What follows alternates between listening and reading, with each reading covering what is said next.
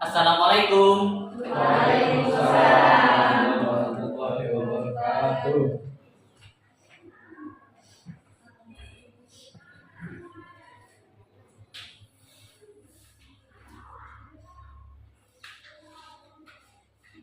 Bagaimana kabar hari ini, mahasiswa? Sehat? Sudah sarapan semua? Sudah. Ada yang belum sarapan? Makan siang dulu, Pak. Oh, masih siap. Nanti disiapkan ya. Oke. Untuk hari ini kita akan melanjutkan perkuliahan kita, yakni mata kuliah manajemen sumber daya manusia. Sebelumnya kita absen terlebih dahulu ya. Saza Nur Fadilah, Erna Suharyati, Nabila Seprianti, Ali Mubarok, Izin, Pak. Regi Andriawan, Mahmud Adi Pratama, Fatudin, Muhammad Rifki, Ratu Munawaroh, Zubaidah, Siti Markona, Ramadhani, Tamara. Oke, udah semua ya.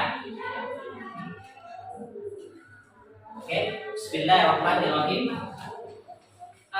Sebelum kita memasuki pembahasan inti, ada pertanyaan pokok yang perlu kita pahami bersama, terutama menyangkut tentang manajemen sumber daya manusia. Coba saya tanya, kira-kira manusia itu perlu nggak di manajemen? Perlu. Kenapa?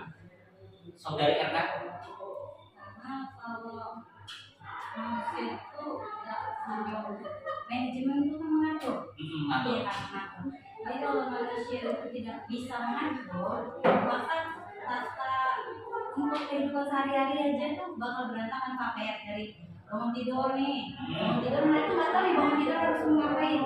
Hanya Berarti perlu manajemen di dalam mengalokasikan waktu gitu ya. Iya. Oke. Ada yang lagi? Yang lain? Yang lagi mungkin?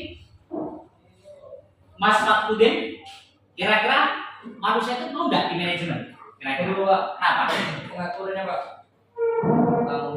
Tentang keterampilannya, Keterampilan. Terus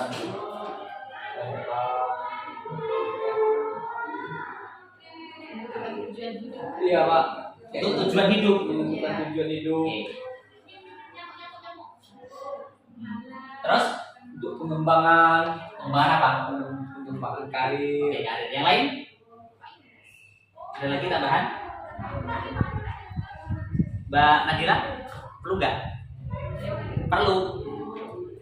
Ya kenapa perlu? Karena manusia adalah sesuatu yang bersifat Nah, oke. Apapun jawaban yang kalian berikan, pada intinya adalah manusia perlu menggunakan komponen manajemen. Apa sih kata kunci dari manajemen? Kata kunci manajemen adalah bagaimana kita memiliki seni mempengaruhi orang. Itu namanya manajemen. Ya. Nah, kalau kita bicara seni, maka bersifat subjektif antara person satu dengan person kedua dan person ketiga dan seterusnya memiliki cara yang berbeda dalam hal mempengaruhi orang. Ada orang itu kalau kita mempengaruhi orang, ya, itu dengan cara yang tanda kutip memiliki sikap otoriter. Kamu harus ikut saya loh. Kalau kamu tidak ikut saya, nanti saya ancam nilai kamu jelek. Misalnya itu namanya otoriter. Ada yang menggunakan pendekatan yang lebih halus, persuasif. Mas, ikut saya yuk. Nanti kalau kamu ikut saya, nanti saya kasih juga ya. Cara mempengaruhi beda-beda caranya. Tapi apapun itu, seni kita mempengaruhi orang itu namanya adalah manajemen. Ada cerita menarik. Ada salah satu tokoh dari India namanya siapa? Ada yang tahu? Ada yang tahu? Tokoh India yang sangat terkenal, tetapi dia meninggalnya ditembak. Siapa? Saya kasih clue. Pakaiannya pakai kain gini, botak kepalanya. Siapa? Mahatma Pinter, Mahatma Gandhi. adalah tokoh besar di negara India. Bahkan dia digadang-gadang sebagai tokoh revolusioner India pada saat itu. Ya, suatu ketika ada datang seorang bapak-bapak, ya, datang menemui yang namanya Mahatma Gandhi. Untuk apa? Dia mengeluhkan perilaku anaknya yang suka makan manisan. Kalau dalam bahasa kita itu adalah suka makan permen.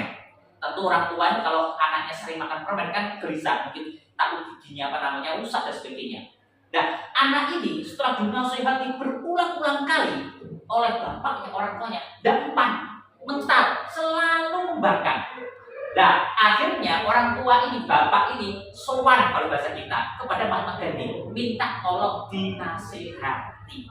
Wahai Mahatma Gandhi, tolong dong bantu saya menasihati anak saya. Anak saya ini saya nasihati berulang-ulang gak mau nurut sama saya. Dan kenapa? Saya suruh berhenti makan permen gak mau berhenti, terus makan permen. Akhirnya Mahatma Gandhi ngomong gini, ya sudah, kamu pulang setelah 3 hari datang lagi ke sini membawa anak. Nah, dituruti setelah berjalan 3 hari, kemudian laki-laki ini beserta anaknya sowan ke Mahatma Gandhi. Apa yang terjadi? Mahatma Gandhi cuma ngomong sama anak, "Nak, kamu berhenti ya mau makan permen." Ada tahu apa yang terjadi? Seketika itu pulang dari rumahnya Mahatma Gandhi, anak itu berhenti. Tentu orang tua senang, bapaknya senang. Oh, anak saya berhasil dinasihati. Tetapi ada satu pertanyaan yang menelisik bapak itu. Apa yang membedakan nasihat saya dengan nasihat Mahatma Gandhi? Akhirnya lain hari, bapak ini sowan lagi ke Mahatma Gandhi, mempertanyakan apa sih rahasianya. Kok omonganmu, nasihatmu itu lebih didengar dan bisa berpengaruh kepada anak, sedangkan saya tidak. Padahal sama kalimatnya, berhenti makan permen. Setelah itu dia sowan ke Mahatma Gandhi. Apa jawab Mahatma Gandhi? Kamu tahu kenapa saya kasih waktu 3 hari untuk pulang ke rumah? Karena selama 3 hari saya puasa tidak makan manisan. Ada tahu dari cerita ini bukan cerita karangan atau dongeng, ini fakta. Ada tahu apa kesimpulannya? Kenapa kok nasihatnya Mahatma Gandhi sangat berpengaruh pada anak ini? Anda bisa menangkap apa? Bahwa sebuah nasihat, pengaruh omongan yang kemudian berimbas kepada mempengaruhi orang itu harus dimulai dari diri sendiri. Itu kunci manajement. Ini saya dapatkan dari kisah ini, saya dapatkan dari Prof. Heru, dosen Undip Semarang. Ya, jadi kalian itu kalau ngomong pengaruh orang itu harus berasal dari diri sendiri. Itu namanya integritas. Paham ya? Integritas itu adalah apa yang Anda omongkan, apa yang keluar dari mulutmu harus sesuai dengan tindakan, tanduk atau perilaku. Itu namanya integritas. Ada orang ngomong, mahasiswa, kamu kalau berangkat jangan telat. Ada dosen ngomong kayak gitu, mohon maaf. Tapi dosennya sendiri telat. Itu tidak punya integritas. Dosen kamu, mahasiswa kamu jangan merokok. Tapi dia sendiri Merokok. itu tidak punya Integritas. Bapak, kamu kalau pakai jilbab yang sopan yang sakit, dia sendiri pakainya tidak sopan, namanya tidak punya integritas. Sehingga omongan-omongan yang tanpa ditopang oleh integritas akan menguap saja tanpa bisa berpengaruh kepada siapapun. Inilah inti dari yang namanya manajemen. Baik, itu? Lanjut. Nah, ya. Kembali pertanyaan, kenapa butuh MSDM, manajemen sumber daya manusia? Karena manusia merupakan aset yang paling berharga dalam sebuah organisasi. Kalau kita bicara organisasi ini bukan gambaran kalian itu organisasi OSIS, BEM atau apa itu tidak, tapi organisasi adalah sekumpulan teamwork yang ingin mencapai satu tujuan, apakah itu di bidang keuangan, apakah itu di bidang sosial, apakah di bidang yang lain, itu namanya organisasi. Jadi kalau ada sebutan organisasi, pemahaman kalian jangan hanya organisasi berarti BEM, kemudian terpaku hanya BEM, OSIS ataupun seperti itu, enggak, itu lebih umum. Termasuk korporasi bisa disebut sebagai organisasi kita. Ya, lembaga pendidikan, kampus ini juga bisa bisa disebut sebagai organisasi. Apalagi perusahaan bisnis itu juga bisa disebut sebagai organisasi. Nah, di sini manusia dianggap perlu dimanajemen. Kenapa? Karena memang manusia adalah aset yang paling berharga dalam sebuah struktur organisasi. Bahkan bisa dikatakan kekuatan organisasi itu tidak bisa dijiplak oleh pesaing. Ingat, ketika kita menjalankan sebuah roda organisasi, maka struktur orang-orang yang di dalamnya itu namanya aset. Dan aset inilah yang kemudian menopang apakah organisasi tersebut menjadi kuat ataupun lemah. Bisa dipaham? Dan disitulah kemudian menjadi keunikan antara organisasi satu dengan organisasi dua itu tidak akan bisa dijiplak oleh antar organisasi. Kenapa? Karena orangnya berbeda. Saya ambil contoh misalnya. Kenapa sih? Misalnya ambil contoh perusahaan-perusahaan yang multinasional, misalnya seperti Google, apalagi Apple misalnya. Kenapa mereka bisa istilahnya luar biasa di dalam menjalankan roda bisnis? Ya karena orang-orangnya memang tidak sembarangan. Timnya yang ada, tim kerja itu juga tidak sembarangan. Ahli-ahli IT semua, gitu kan? Maka di sini manusia perlu di manajemen sebagai bentuk apa? Kekuatan. Lalu ada yang bertanya, Pak, bagaimana Pak respon Bapak terkait masalah wacana ya bahwa era-era sekarang ini yang namanya manusia sudah digeser oleh yang namanya AI, ya, dan robot misalnya. Apakah peran manusia ini masih bisa dikatakan sebagai aset? Apakah masih bisa dikatakan sebagai human capital? Jawabannya adalah tentu masih bisa. Kenapa? Karena memang tidak semua bisa digantikan oleh robot. Ya, robot itu hanya alat, tetapi yang namanya manusia itu punya kemampuan yang tidak akan bisa dijangkau oleh siapapun. Itu namanya manusia. Kenapa? Karena manusia diberi anugerah oleh Allah berupa akal. Akal inilah yang kemudian akan menjadikan manusia akan terus tetap eksis, bisa terus beradaptasi dengan perkembangan zaman sampai ila yaumil kiamat. Itu rahasianya, kan? Oke. Nah, sampai sini mungkin ada tanyakan? Monggo, kalau ada yang mau ditanyakan silakan. Coba. Ya. Bagaimana, nama siapa? Pak Tudin, Pak. Ya, silakan. Bagaimana cara mengembangkan keterampilan dan pengetahuan sumber daya manusia dalam organisasi? Oke, siap. Memang betul bahwa di dalam organisasi yang namanya manusia ini perlu, kalau bahasa saya, update skill keterampilan dalam rangka untuk beradaptasi dengan perkembangan teknologi. Karena kalau memang kita tidak melakukan update adaptasi dan berbantu akan berpengaruh kepada kualitas kinerja dari tim itu sendiri. Lalu pertanyaan bagaimana Pak kita bisa mengikuti itu? Tentunya makanya di dalam sebuah organisasi itu ada namanya tim development pengembangan sumber daya manusia. Caranya bagaimana Pak? Kita akan membuat semacam pelatihan. Kita akan membuat semacam skill keterampilan untuk para karyawan kita. Untuk apa? Agar mereka terupdate dengan kegiatan-kegiatan ataupun aktivitas yang bersifat teknologi. Ambil contoh misalnya di dalam organisasi misalnya kita habis ataupun selesai merekrut karyawan. Misalnya dalam sebuah korporasi ya, karyawan si A, si B semuanya sudah sudah di plot yang bagian karyawan bagian pemasaran, ini yang bagian produksi, ini yang bagian turun ke lapangan, sales dan sebagainya. Nah, apalagi kalau kita bicara soal bisnis era sekarang, ini kan yang paling menjual apa? Kunci bisnis hari ini apa? Tahu? Hospitality apa? Hospitality. Apa itu hospitality? Keramah-tamahan. Itu kunci bisnis sekarang. Bisnis sekarang itu mohon maaf tanda kutip produk kalau pandangan saya itu nomor 2. Yang penting itu hospitality. Ramah dulu Anda dengan karyawan, Anda dengan customer itu harus ramah. Harus menyenangkan hati. Dan kalau kamu sudah dapat hatinya customer, ya sudah, customer akan loyal pada Anda. Nah, untuk mencapai atau mengembangkan value hospitality ini, ya mohon maaf, karyawan ini kan tidak semua karakternya bisa beramah-tamah. Ada yang karakternya keras, sama mau beli apa? Ada yang seperti itu. Makanya supaya ini bisa tergeneralisir seluruh karyawan, maka ada pelatihan-pelatihan juga untuk mengaktifkan hospitality.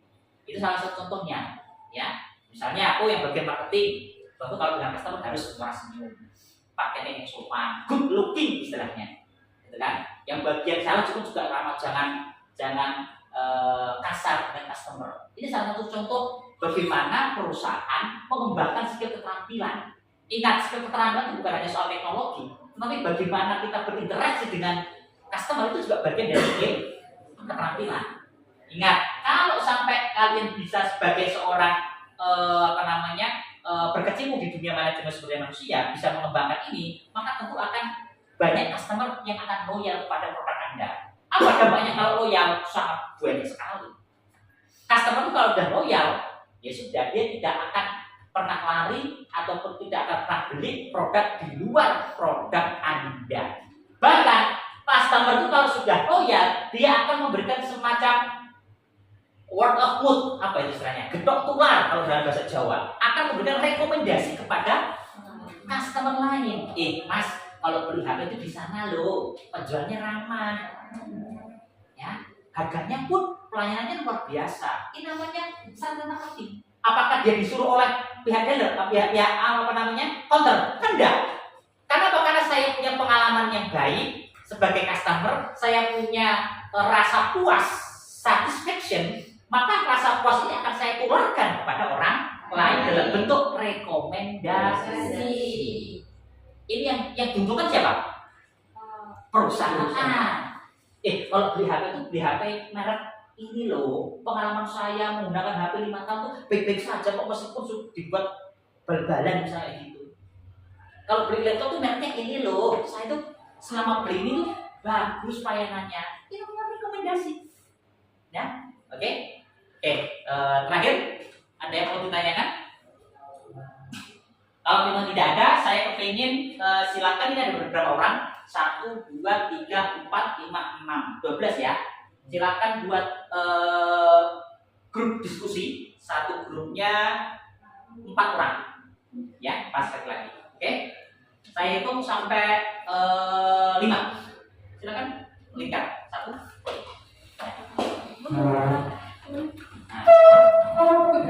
Nah, pas.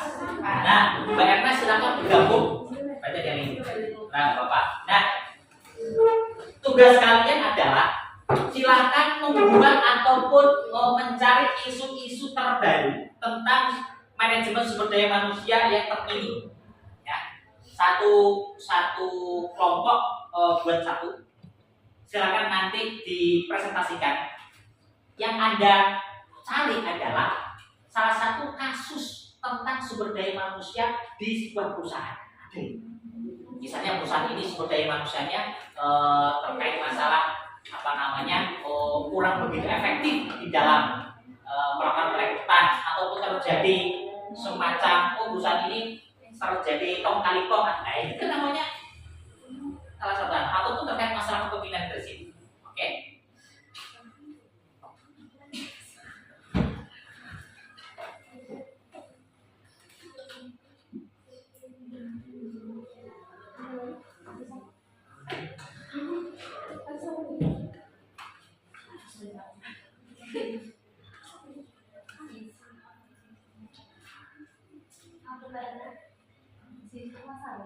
Nah, contoh misalnya isu-isu baru tentang manusia dan organisasi. Di sini ada downsizing, kemudian ada diversity, tentang pengurangan pegawai. Ini juga bagian bisa kalian angkat. Misalnya dalam perusahaan A, kenapa sih mengalami pengurangan karyawan, kan? Nah, atau lagi misalnya ada dampak PHK besar-besaran, bisa kalian angkat. Atau juga diversity, tentang terkait masalah keanekaragaman kerja. Ya, ini berkaitan tentang jenis pekerja yang berbeda-beda. Ada yang bergerak di bidang marketing, ada yang di bidang teknologi dan sebagainya. Ya. Juga ada perubahan tempat kerja, teknologi baru, sempitnya lapangan pekerjaan. Kemarin itu kan belum lama kalian lihat di video ada viral di mana kalau salah di Iya, saya lupa itu yang miliknya si pasar itu siapa itu. Itu kan membuka lowongan, Anda bisa lihat berapa banyak ribu orang itu mengantri hanya untuk mendapatkan kerjaan. pekerjaan. Itu kan salah satu fenomena sekarang. Bisa katakan menjadi sebuah apa? Isu yang kalian bahas, gitu ya.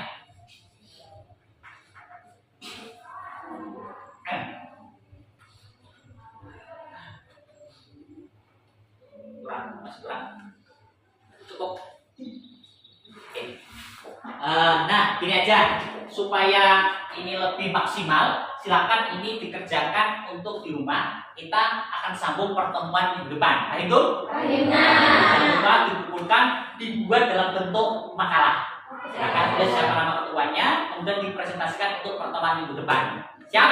Oke, saya rasa cukup demikian pertemuan kita hari ini. Mari kita tutup dengan bacaan alhamdulillah. Alhamdulillah.